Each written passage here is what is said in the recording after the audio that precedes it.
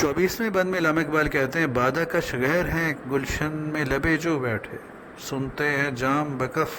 نغمہ کوکو بیٹھے، دور ہنگامہ گلزار سے یکسو بیٹھے، تیرے دیوانے بھی ہیں منتظر ہو بیٹھے۔ اپنے پروانوں کو پھر ذوق خود افروزی دے، برق دیرینہ کو فرمان جگر سوزی دے۔ تو وہ کہتے ہیں کہ شراب پینے والے غیر ہیں گلشن میں لبے جو بیٹھے، تو گلشن کے اندر جو ندیوں کے کناروں پہ بیٹھے ہوئے ہیں یہ سارے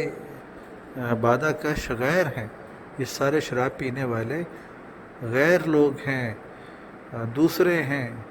سنتے ہیں جام بکف نغمہ کوکو بیٹھے، ایک جام ہاتھوں میں لیے نغموں سن رہے ہیں، کوئل کے اور کوکو کے نغمے جو ہیں وہ سن رہے ہیں اس گلشن کے اندر ندی کے کنارے، یعنی خوب عیش و عشرت میں جو بیٹھے ہوئے ہیں یہ غیر لوگ ہیں جو جام ہاتھوں میں پکڑ کر ندی کے کنارے گلشن میں اور شراب پیے جا رہے ہیں، تو یہ غیر لوگ ہیں۔ دور ہنگامہ گلزار سے یکسو بیٹھے، اس گلزار سے، اس چمن سے، اس باغ سے دور، اس کے ہنگاموں سے دور، بڑے دھیان میں یکسو ہو کر بیٹھے ہوئے، تیرے دیوانے بھی ہیں منتظر ہو بیٹھے، اور تیرے دیوانے جو ہیں وہ بھی منتظر ہو کے بیٹھے ہوئے ہیں کہ ہماری باری کب آئے گی اور ہماری طرف آپ کا التفات کب ہوگا۔ اپنے پروانوں کو پھر ذوق خود افروزی دے،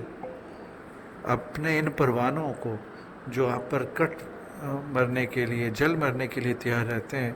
کو پھر وہی پرانا ذوق دے دے کہ وہ خود کو جلا ڈالیں،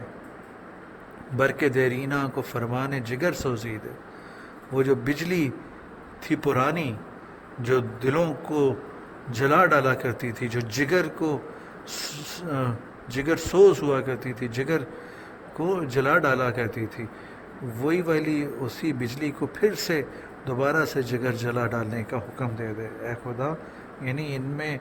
وہی تب و تاب بھر دے، وہی جوش و جذبہ بھر دے ان مسلمانوں کے اندر کہ وہ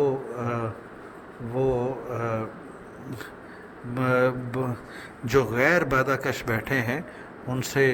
یہ گلشن کی رعنائیاں پہ جو قابض ہو کے بیٹھے ہوئے ہیں ان سے جا کے انصاف کریں اور ان سے جا کے یہ ساری چیزیں چھین لیں، اور اپنے یہ جو انہیں گلشن سے نکال دیا گیا ہے یہ بھی گلزار کے اندر جائیں اور وہ گلشن کے اندر جا کے اپنے حصے کی نعمتیں جو ہیں انہیں انجوائے کریں۔